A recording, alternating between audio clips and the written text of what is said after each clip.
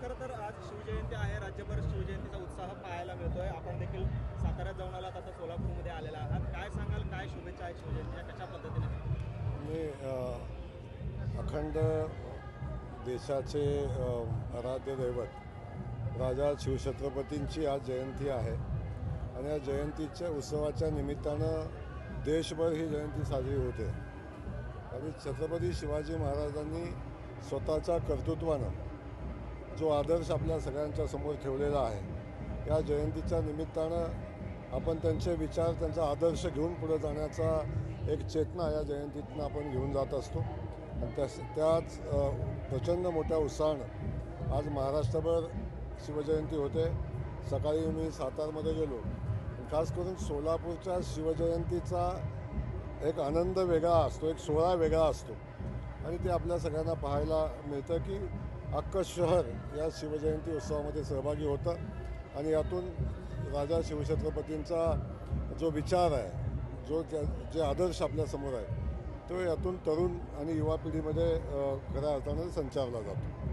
खरं तर राज्यभर हा उत्साह सोलापूर, दुसरीकडे राजकीय देखील वातावरण देखील तापलेलं आहे. आपल्या जे जिल्ह्यातले पालकमंत्री आहेत, आपले शंभूराज देसाई आहेत, ते असं म्हणत आहेत की बाबा जयकुमार गोरे हे मोठे मंत्री, आम्हाला त्यांच्याबद्दल भीती वाटते, कारण जिल्हा परिषदेचा अध्यक्ष भाजपचा होणार असं ज्यावेळेस आपण विधान केलं त्यावरून तरी तो टोला आपल्याला किंवा एक टोचक टोला लगावलेला आहे आपला.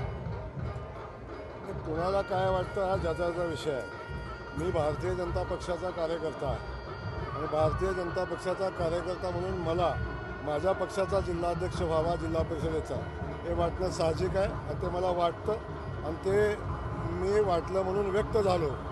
याच्याबद्दल कुणाला काय वाटत असेल तो त्याचा विषय आहे. पण माझ्या भावना आहे की माझ्या पक्षाचा जिल्हा परिषदेचा अध्यक्ष झाला पाहिजे. 27 ही आमची संख्या आहे आणि मला वाटतं ती जिल्ह्यातली सगळ्यात मोठी संख्या आहे. तेव्हा आमचा अधिकार आहे, आम्हाला वाटतं आणि या भावना माझ्या व्यक्त केलेल्या आहेत. त्याबद्दल कुणी काय मत व्यक्त करावं तो ज्याचा विषय आहे. असं म्हणतात की बाबा आम्ही फार काही त्यांना बोलणार नाही, कारण काही बोललं तर ते पालकमंत्री देखील बदलू शकतात, कारण ते मोठे मंत्री असं देखील एक निश्चित प्रतिक्रिया त्यांनी दिलेली आहे. त्याच्यामुळे त्यांना काय वाटतं हा त्यांचा व्यक्तिगत विषय आहे.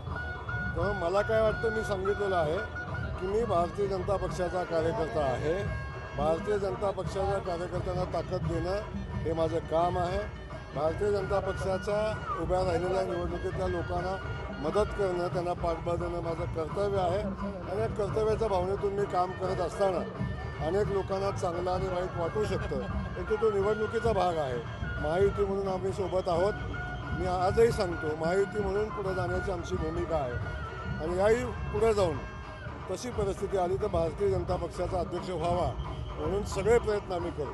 खरं तर आपण ज्या पद्धतीने सुपडा साफ झाला अशी टीका ज्यांच्यावर केली होती, त्या पक्षाचे नेते, खासदार आणि आमदार जे आहेत, त्या शिवसेना शिंदे गटाच्या संपर्कात आहेत. नक्की हा प्रवेशाची गडबड आहे, लुडबुड आहे की निधीसाठी धावपळ आहे, कशासाठीच आहे? नाही, मुळात आमचा सुपडा साफ करायला चाललेल्या लोकांचा सुपडा साफ झालेला आहे.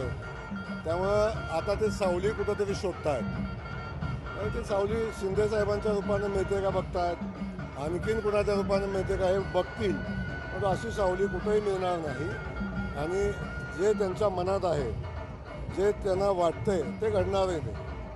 भाऊ, छत्रपती शाहू महाराज असं म्हणतायत की शिवाजी महाराजांचा आदर्श टिपू सुलतानांनी घेतलेला असण्याची शक्यता आहे. त्यांनी तशा पद्धतीनं काम केलेलं आहे. एकंदरीत हर्षवर्धन सपकाळानंतर मी परत नाही, मला वाटतं मी छत्रपती शिवाजी महाराजांचा मावळा आहे, तर मला महाराजांचा इतिहास माहिती आहे, मला टिपू सुलतानाचा इतिहास माहिती नाही. भाऊ, जे सोलापूर जिल्हा परिषदेच्या अध्यक्षपदाचे देखील मोठे लगबग आहे, मोठी चुरस आहे.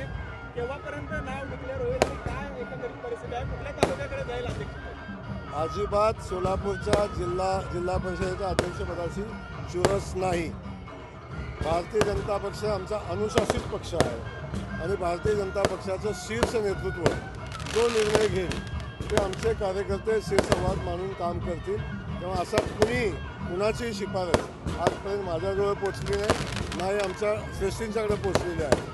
त्यामुळे भारतीय जनता पक्षाचे आमचे नेते आदरणीय देवेंद्र फडणवीस साहेब, आदरणीय रवींद्र चव्हाण साहेब जो निर्णय घेतील तो आमचा जिल्हा परिषदेचा अध्यक्ष असेल. 62 स्वीकृत नगरसेवकांसाठी ज्या इच्छुकांनी उमेदवारी अर्ज भरलेले आहेत, पक्ष कशा पद्धतीने न्याय दिले?